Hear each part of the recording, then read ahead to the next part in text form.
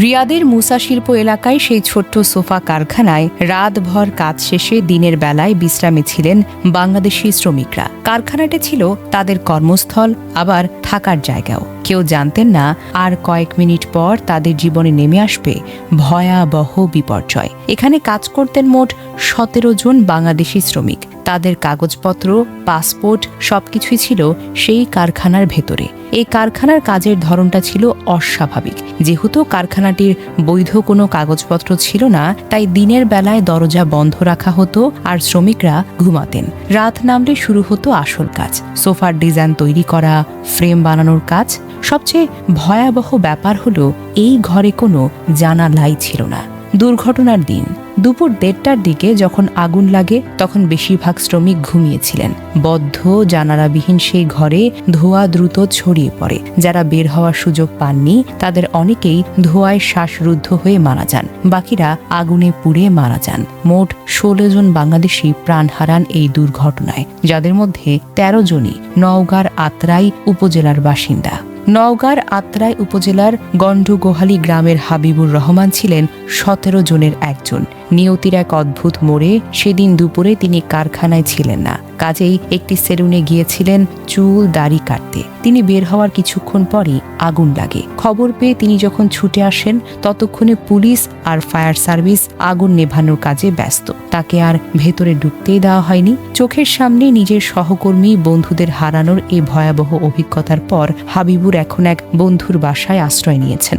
নিজের বেঁচে যাওয়াকে তিনি বলেছেন নিছক কাকতালীয়। চুল দাড়ি কাটতে যাওয়ার কারণেই তিনি বেঁচে গেছেন।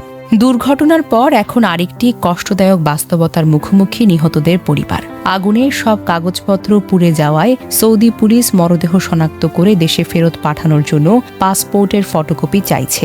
এই প্রক্রিয়া সম্পূর্ণ না হলে পরিবারগুলো তাদের প্রিয়জনের মরদেহ ফিরে পাবে না। হাবিবুরের বন্ধু হেলাল প্রামাণিক জানিয়েছেন, তিনি নিজেও প্রায় 5 বছর আগে একই কারখানায় কাজ করতেন। করোনার সময় চলে এসেছেন। তার দাবি, কারখানাটির বৈধ কাগজপত্র ছিল না, সে কারণেই সেখানে নিরাপত্তা ব্যবস্থার ঘাটতি ছিল এবং শ্রমিকদের থাকার ঘরে জানালাও ছিল না।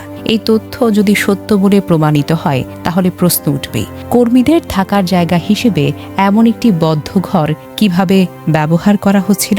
কর্মস্থল আর বাসস্থান এক জায়গায় হওয়ায় এটি ছিল ভয়ঙ্কর ঝুঁকিপূর্ণ। শ্রমিকরা যে ভবনে কাজ করতেন সেখানেই ঘুমাতেন, ফলে দুর্ঘটনার সময় তাদের নিরাপদ দূরত্বে সরে যাওয়ার কোনো সুযোগই ছিল না। কর্মস্থল বাসস্থান পৃথক হলে হয়তো জীবনের ঝুঁকি কমতে পারত। অবৈধ অনিবন্ধিত কারখানায় কোনো নিরাপত্তা তদারকি ছিল না।